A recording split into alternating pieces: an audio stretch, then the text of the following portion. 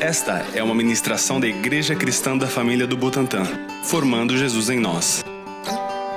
Gente,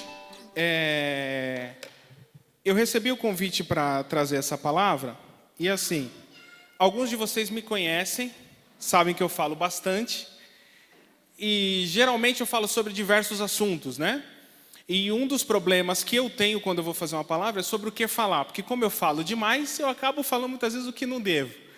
Então, graças a Deus eu consegui me organizar e hoje eu queria expor algumas ideias para vocês, tá? Se vocês me permitirem. Hoje, nós vivemos num momento da nossa sociedade que é um momento único. Todo mundo que quiser saber alguma coisa sobre Jesus consegue. Qualquer um com acesso à internet consegue descobrir vários aspectos de Jesus. Consegue descobrir quantos discípulos, quantos apóstolos, quantos milagres, quantos versículos tem a Bíblia. As pessoas conhecem várias facetas de Jesus. Então, por exemplo, se você fizer uma pesquisa na internet, você vai descobrir que tem pessoas, muitas vezes não religiosas, que reconhecem que Jesus existiu, houve um Jesus histórico, que foi importante no território da Palestina, onde é Israel hoje. Muitas pessoas falam do Jesus filosófico, que é aquele que trouxe um ensinamento, uma nova maneira de enxergar o ser humano, de enxergar o que é importante na vida, veio propor soluções para a vida das pessoas. Outros vão falar de Jesus como Jesus, o primeiro revolucionário, aquele que veio defender os pobres, os fracos, os oprimidos, os miseráveis, aquele que veio quebrar e romper com o Império Romano, com o farisaísmo e os poderosos da época. Você tem várias facetas de Jesus. Você tem várias pessoas falando da característica de Jesus. Sabe qual é o grande problema da nossa época? É que você saber sobre as características de alguém, você saber o que a pessoa fez, não quer dizer que você conhece essa pessoa. Não quer dizer que você sabe qual é a mensagem dessa pessoa. Hoje nós vivemos numa época em que as pessoas, elas têm, a nossa sociedade, elas têm um relacionamento com Jesus, uma maneira de encarar Jesus, que é muito particular. Eu falei desse Jesus que todo mundo conhece, que esse personagem histórico, esse homem sábio, esse homem iluminado, e tem pessoas, para nossa tristeza, que mesmo sem reconhecer, elas tratam Jesus como se fosse um garçom no rodízio. Ela senta na igreja e ela chega, pô Jesus, por favor, me traz um emprego. Pô Jesus, ele passa de novo, Jesus, poxa, me traz um namorado, uma namorada. Jesus, me traz saúde. E Jesus vai e Jesus vem, e a única coisa que ela pede são coisas. A única coisa que ela faz com Jesus é pedir coisas. E chega um certo momento que ela cansa de pedir, ela fala, Jesus, eu já cansei agora, não preciso de mais nada, não preciso de saúde, já arrumei alguém, já estou casado com um emprego, me traz uma picanha com alho. Esse é o tipo de tratamento que a gente vê recentemente nas pessoas.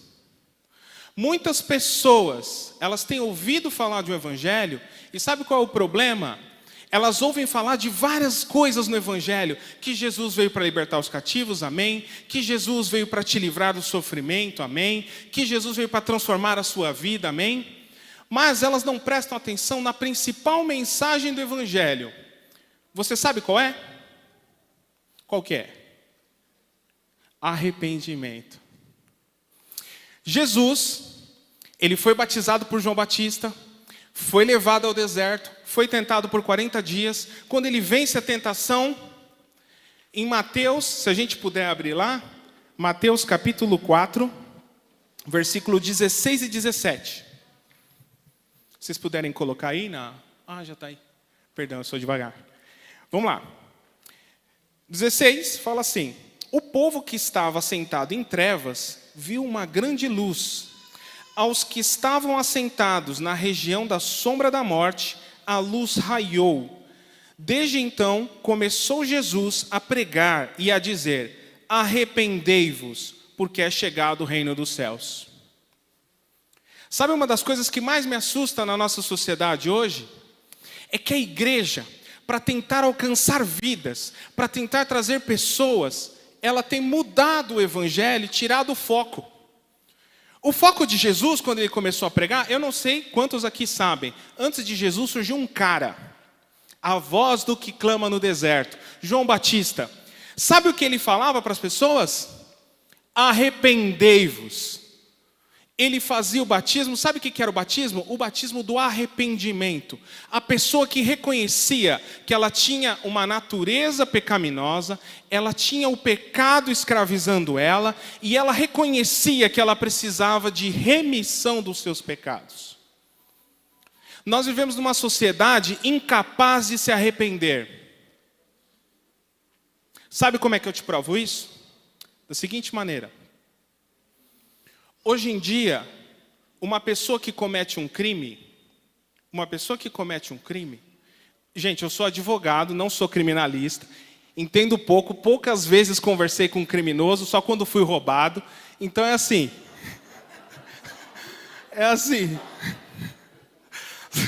Conversei pouquinho, dá o celular, não, tá aqui, foi o meu diálogo com ele.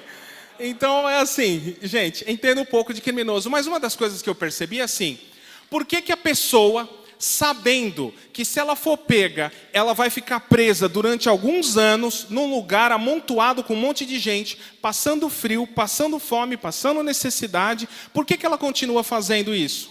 Sabe por quê? Porque a pessoa que rouba, a pessoa que mata, a pessoa que estupra, se ela não reconhecer que o que ela fez é errado, e ela não deve fazer isso porque é errado, ela vai continuar fazendo, porque na cabeça dela o que existe é uma conta simples. Probabilidade de ser pego e chance de sucesso. Quanto dinheiro eu ganho assaltando um banco e qual é a minha chance de ir para a cadeia? Aí o cara põe na balança, é baixa, então não importa se eu vou assaltar um banco com metralhadora, matar 15 pessoas, matar pessoas inocentes que estão dentro de casa. E sabe qual é o problema da nossa sociedade? A gente tem tratado essa conta que o criminoso faz na cabeça e que muitas pessoas fazem na sua cabeça como algo normal. Isso não é normal. Não é normal.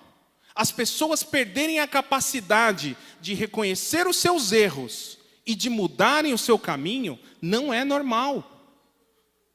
Não é normal. Sabe qual é o problema da nossa sociedade? Nós vivemos numa época de grande crise moral. Nós vivemos numa época de grande crise moral porque as pessoas do mundo, elas enxergam a moral como algo relativo. O que é certo e errado depende. Então, é certo aceitar suborno? O deputado vai dizer, depende. Se sou eu que estou aceitando, é certo.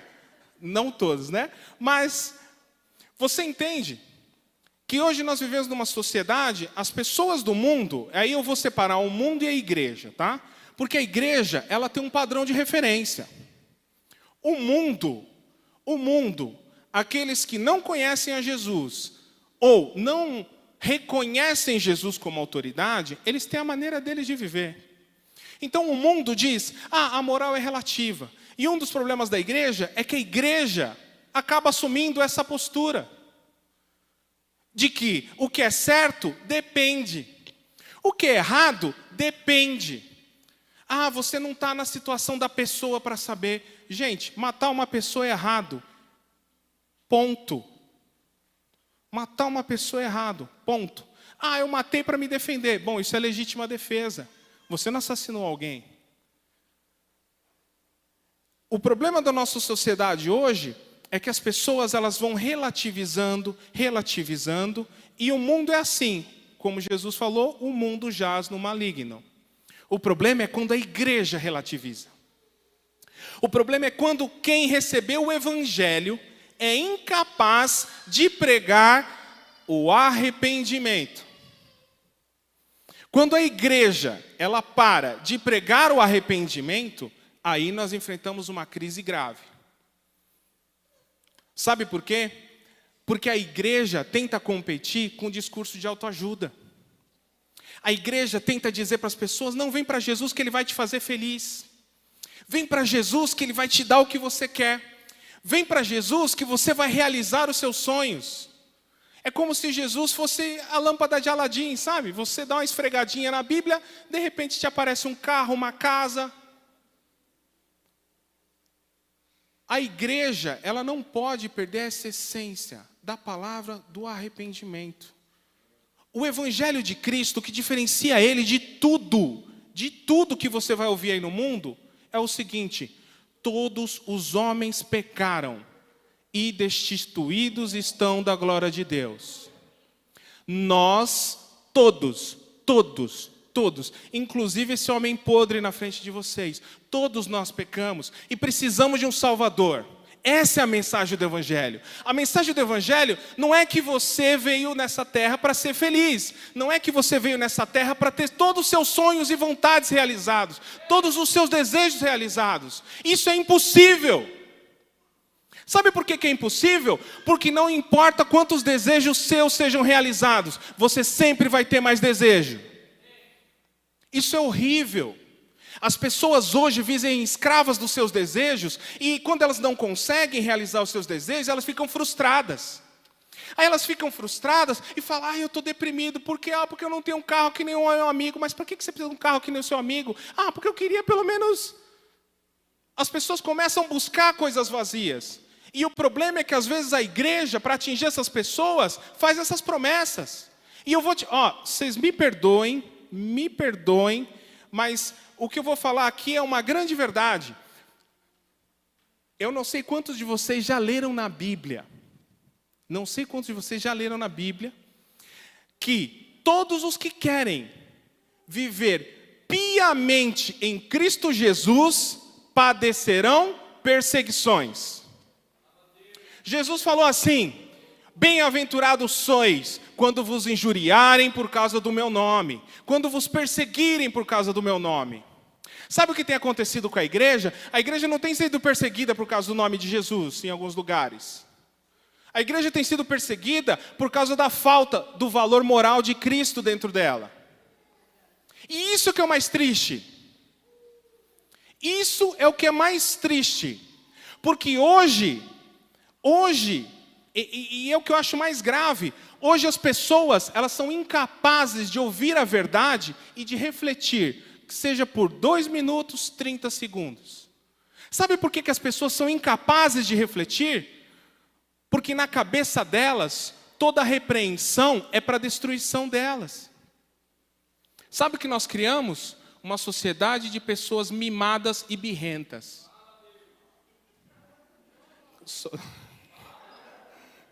Não é Deus, é o Rodrigo que está falando, cara. Obrigado pelo carinho, mas não estou nesse patamar ainda. Aleluia. É bom quando o português é falado corretamente, né, gente? É para não deixar confusão. É assim. Pode parecer um absurdo o que eu estou falando, mas nós vivemos numa época em que as pessoas, elas têm as suas frustrações, elas têm os seus problemas, e aí elas botam culpa em todo mundo. Então o filho bota a culpa no pai, porque o pai não ganhou dinheiro suficiente para dar um carro para ele quando ele tinha 18 anos. Hoje, só para dar um exemplo para vocês, tinha um seriado que estava passando no Netflix, de um garoto que teve uma amiga dele que se matou, e esse garoto ele estava triste, estava frustrado, e ele estava andando de bicicleta, e empurraram ele para fora da estrada com a bicicleta, e aí ele chega em casa, a mãe dele preocupada que ele chegou atrasado, todo ralado, falou: filho, o que foi? E ele estava bravo e falou: eu acho que é hora de vocês me darem um carro. Aí quando eu assisti esse seriado eu falei, que absurdo. Se eu falasse isso para o meu pai, eu tomava um tapa na cara. Se você quer um carro, tô a primeira roda. Quer a segunda? Brincadeira, meu pai não me espancava não, é só uma figura de linguagem, tá? Mas fica a dica da diferença de gerações, né? Hoje nós temos uma geração que só pode apanhar com batida de lenço umedecido, né? Você pega o lenço umedecido, você é um safadinho. Essa é a nossa sociedade, pessoas frágeis. Sabe o que é mais triste? Pessoas frágeis, pessoas que não aguentam nada na vida. Qualquer notícia ruim já é motivo para depressão. Ai, o Palmeiras não tem mundial. Cara, desde sempre.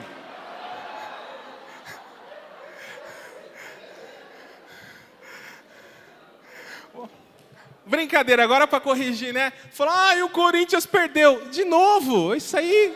Eu sou corintiano, eu posso falar. Meu lugar de fala.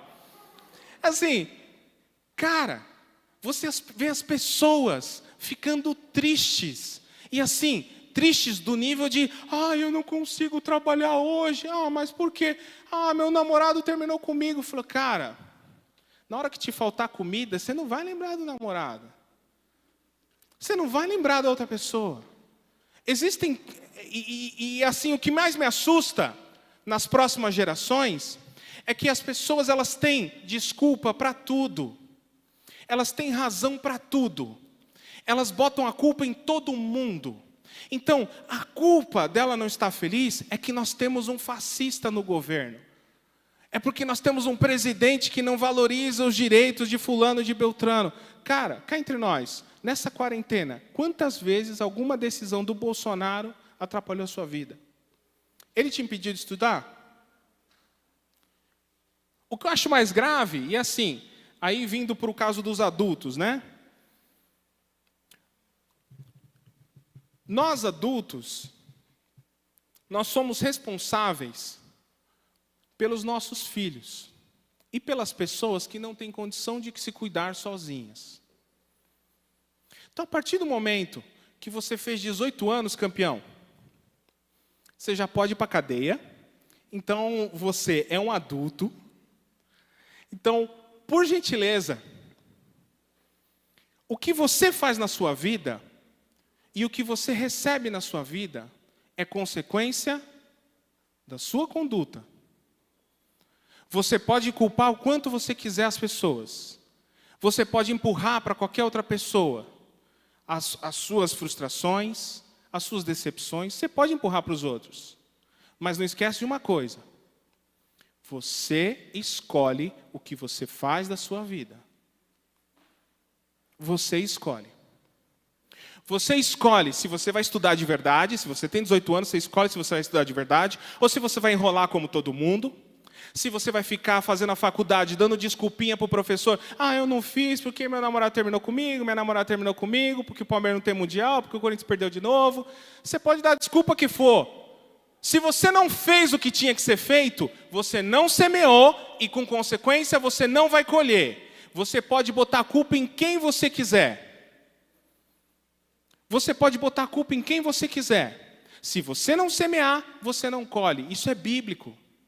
E hoje nós temos um grupo de pessoas muito grande, muito crescente na sociedade, no Brasil e no mundo, um grupo de pessoas que se sente no direito de tirar o que é do outro, simplesmente porque ele se sente injustiçado.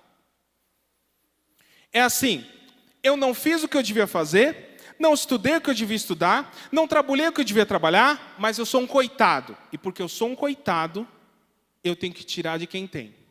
Sabe como chama isso? Roubo.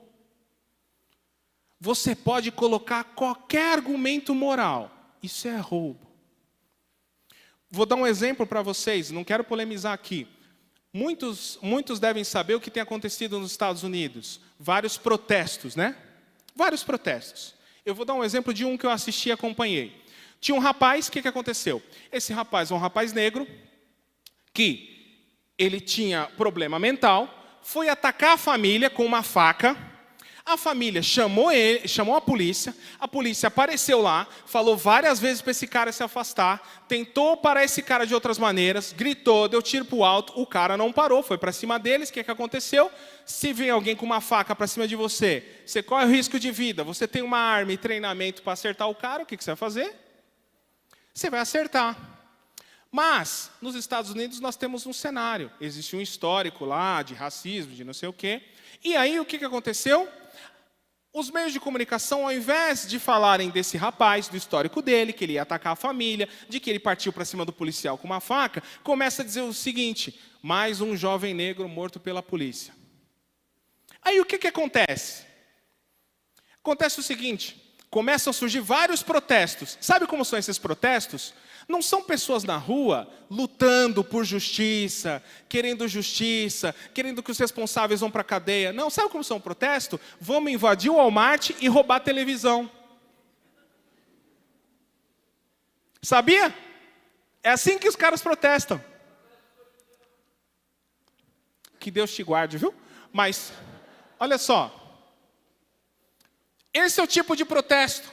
Agora eu te falo, sabe qual é o grande problema? O grande problema é que você tem pessoas que são instruídas, que são capazes de discernir, que dizem que isso é um protesto. Deliberadamente mentem quando pessoas vão para o supermercado, assaltam o supermercado, quebram o negócio de outras pessoas, assaltam farmácia, roubam pessoas, agridem outras pessoas, esfaqueiam outras pessoas. E você vai dizer que isso é protesto? Isso não é protesto. E repito, o grande problema não é o mundo agir dessa maneira. É um problema grave. O problema é quando a igreja se cala e deixa de falar do arrependimento.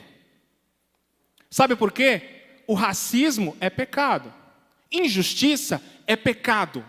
E fazer injustiça, assassinato, dizendo que é justiça, é pecado. Que não importa o quanto você chame a cebola de maçã, ela vai continuar sendo cebola. O grande problema hoje das pessoas, sabe o que é? As pessoas, elas deixaram de assumir a sua responsabilidade por suas atitudes. Eu queria dar um exemplo para vocês do seguinte. De dois irmãos, são casos separados. O que acontece? Tinha um rapaz que ele ia numa igreja e ele tinha o vício de pornografia, ele assistia muita pornografia. E esse cara estava frustrado, que ele não conseguia parar de assistir pornografia. Ele não conseguia vencer. Toda vez que chegava em casa, assistia pornografia. Aí teve um dia que ele chegou em casa, não conseguiu vencer o seu vício. O que ele fez? Quebrou a televisão. Esse é um exemplo.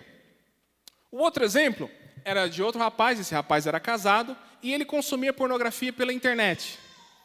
E já fazia um tempo que ele consumia pornografia pela internet, tal, e um dia eu encontrei ele falou que estava com um problema na internet e tal, eu não sabia do vício dele, e ele comentou, pô, cara, mas graças a Deus deu um problema na minha internet, porque eu acho que foi Deus. Porque eu estava assistindo alguns sites pornográficos e não estava fazendo bem para mim. Esse é o outro exemplo que eu queria dar para vocês. Sabe uma das coisas que eu percebi nesses dois exemplos? Para essas duas pessoas, o problema com a pornografia era o meio de comunicação. É a internet que trazia pornografia para ele. Era a televisão que trazia pornografia para ele. Para ele, o problema não era ele que era viciado em pornografia. Sabe o que mais me assusta? É que as pessoas, elas seguem vivendo as suas vidas sem enfrentar o problema real. Elas enfrentam sintomas. Então, se eu não consigo parar de assistir pornografia na televisão, o que eu faço? Eu quebro minha televisão. Tá, mas hoje você tem celular, você vai quebrar o celular?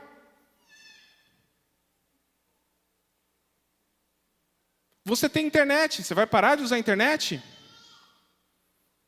O grande problema das pessoas é que elas começam a agir no exterior e esquecem do interior. Esquecem da palavra de arrependimento. Nós temos muitas pessoas entenebrecidas no entendimento. Que o grande problema são os outros. Se o mundo todo fosse um lugar santo, se ninguém tentasse ele, se ninguém provocasse ele, se ninguém forçasse ele ou desse opção para ele de pecar, ele seria santo. Sabe qual é o problema do crente de hoje? É que ele não quer ser luz do mundo e sal da terra. Ele quer viver um paraíso na terra. Então ele é crente se todo mundo do lado dele for crente. Ele ama a Deus se todo mundo do lado dele amar a Deus. Ele fala da palavra de Deus se todo mundo do lado dele fala a palavra de Deus. Se ele vai num jogo de futebol, ele fala palavrão. Se ele vai num bar, ele toma cerveja. Você começa a perceber que esse cara ele não é crente. Eu não sei nem como classificar essa pessoa. O grande problema das pessoas que se julgam cristãs e vivem em conformidade com esse mundo, é que elas não se arrependeram. Elas precisam do mundo todo ao seu redor, se adaptando e se transformando para que elas sejam fiéis a Deus e tenham um relacionamento com Deus.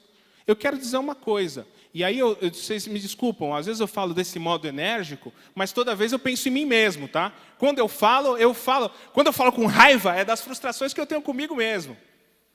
O quanto que às vezes eu falho com Deus, e o quanto eu me esforço para ser um cristão fiel. Então não é jogando peso sobre ninguém. O mesmo peso que sai das minhas palavras, ele recai sobre mim. E eu falo isso com propriedade.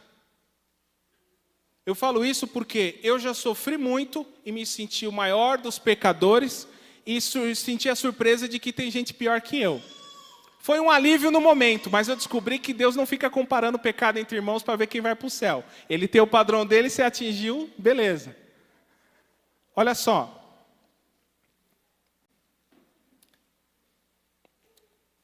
Vamos lá.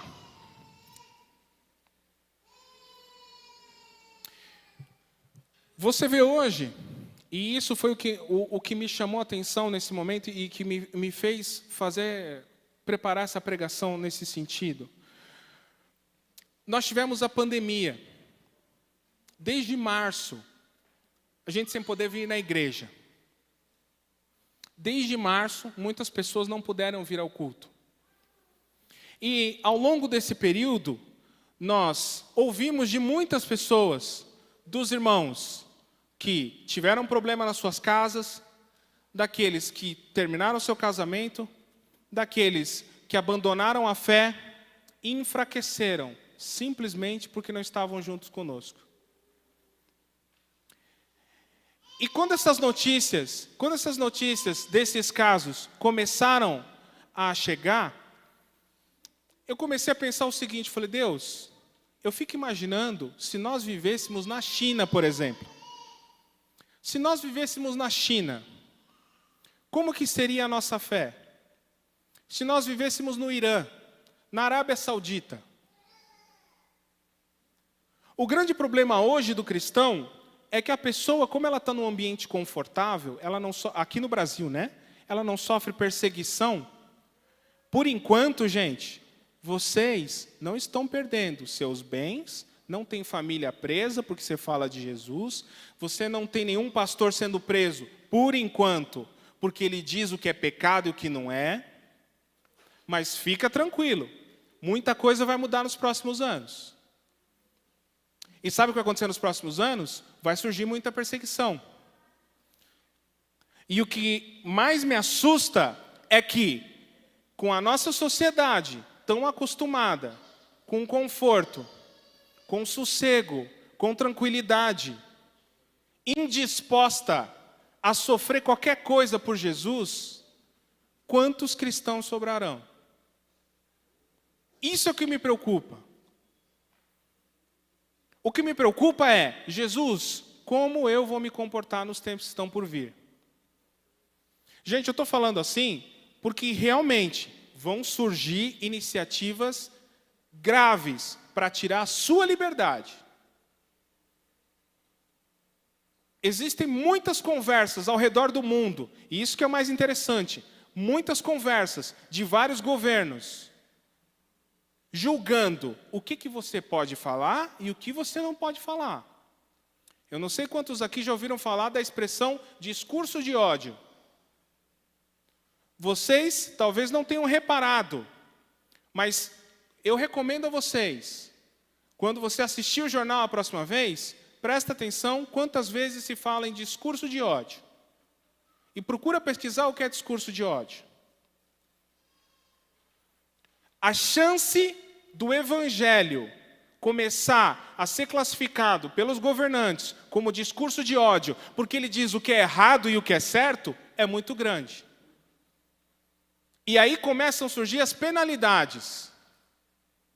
Quando alguém é acusado de discurso de ódio, qual é a consequência penal para essa pessoa? 1 ano, 2 anos, 3 anos de cadeia? Eu estou falando isso porque é algo que surgirá no futuro. Hoje, o governo está discutindo, o Congresso está discutindo o que o seu filho deve aprender. E depois o governo vai dizer o que você pode ou não ensinar para o seu filho. E você fala, não tem nada demais. Aí você fala para o seu filho, pô filho, você nasceu com pingolinho, você é menino. Aí o seu filho chega na aula, desculpa eu falar pingolim, pode? Seja o que for, você nasceu com um pequeno registro, é uma evidência de que você é um menino. Você nasceu sem registro, é uma evidência de que você é menina.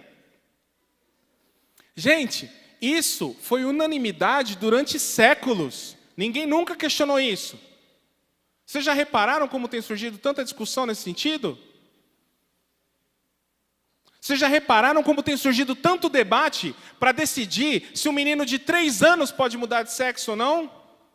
Se o menino de 3 anos não sabe quando vai fazer cocô, quanto mais mudar de sexo. Se usa fralda. Você entende? Agora, a questão é, por que o governo está discutindo isso? Gente, nós vivemos uma história que não está oculta aos nossos olhos. A palavra de Deus é muito clara sobre o que acontecerá no futuro. E a questão é, que tipo de crente você vai ser? Que tipo de crente você vai ser? Porque essa pandemia, pelo menos o que me pareceu, é que muitas pessoas abandonaram a sua fé porque não tinha ninguém empurrando ele para ir na igreja. E isso é mais triste. Se não tem ninguém que te lembra que você tem culto, você não vai. Se ninguém te lembra que tem a palavra de Deus, você não lê. Se ninguém fala, pô, vamos orar, ora. Você não recebe mensagem no WhatsApp, você não ora. Cara, você tem tudo, menos um relacionamento com Deus. E eu vou te falar agora o seguinte. Talvez ninguém te falou quando você começou nesse negócio de vir à igreja. Mas Deus, Ele tem um propósito. O propósito dele é que todos aqueles que vieram para Jesus sejam salvos por Ele. E tenham a vida eterna.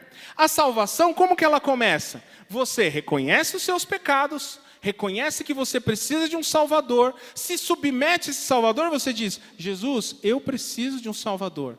Se arrependendo dos seus pecados, e aí você entra no reino de Deus. Essa é a jogada. Esse é o plano de Deus. O plano de Deus não é tornar a sua vida aqui confortável. O plano de Deus é eternidade. E não esqueça da eternidade. Sua vida aqui pode ser confortável, pode ser sossegada? Pode. É louvável, tomara que seja. Mas a questão é, esse não é o objetivo final. Eu queria ler com vocês um versículo que está em Romanos 12, 2.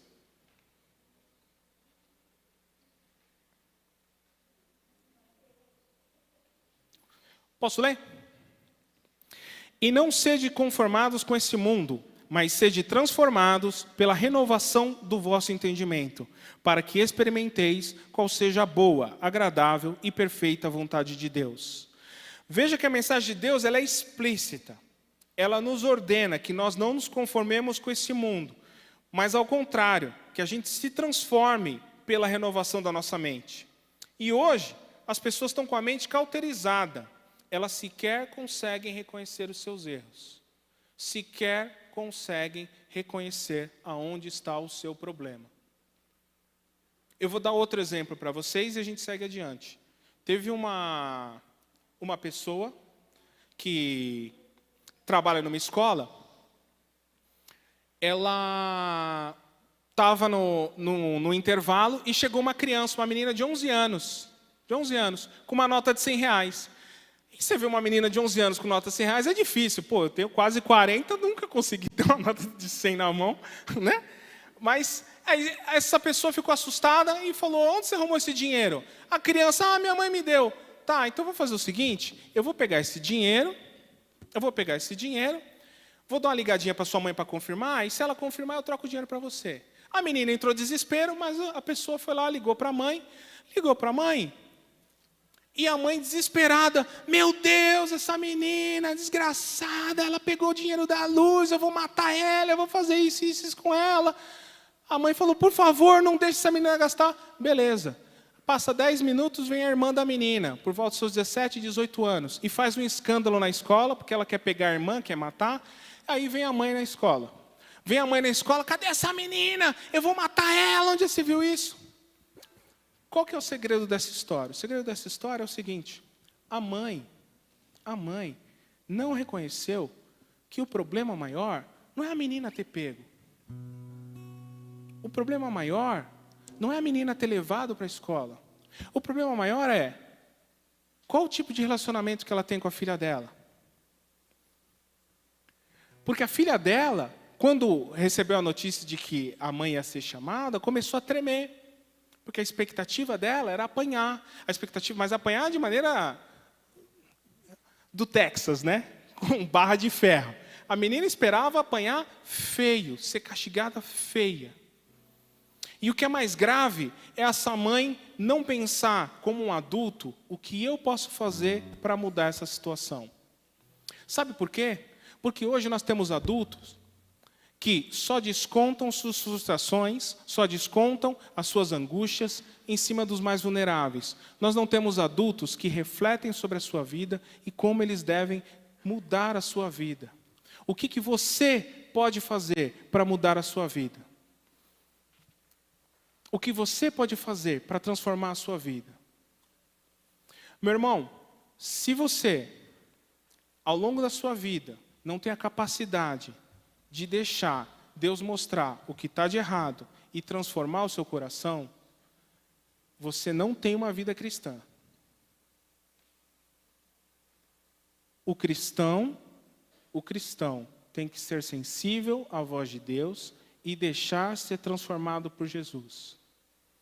Aquele que escuta minhas palavras e as pratica, estou citando Jesus.